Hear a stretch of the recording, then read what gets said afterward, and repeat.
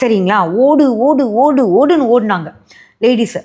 அதுலேயும் இப்போல்லாம் என்னாச்சுன்னா, ஆடி மாதம் எந்தெந்த கோயிலுக்கு போகணும்னோ இது வச்சுட்டு ஒரு வேன் புக் பண்ணி லேடிஸை கூட்டிகிட்டு போகிறாங்க. அப்படி கூட்டிகிட்டு போகிறவங்க ஒவ்வொரு கோயில்லையும் ஒரு 1 hour 1/2 hour தான் கொடுக்குறாங்களா. அடுத்தடுத்த கோயிலுக்கு போகிறக்காக அவங்க ஓடு ஓடு ஓடு ஓடுன்னு ஓடி காலையில் 5 மணிக்கே தலைக்கு குளித்து அப்படியே கட்டிட்டு தலைவலியோட ஒவ்வொரு கோயிலுக்கும் ஓடி ஓடி ஓடி சாமி கும்பிட்றாங்கல்ல. அதில் ஒரு வரமும் கிடைக்காது. தயவு செஞ்சு அப்படி ஓடாதீங்க.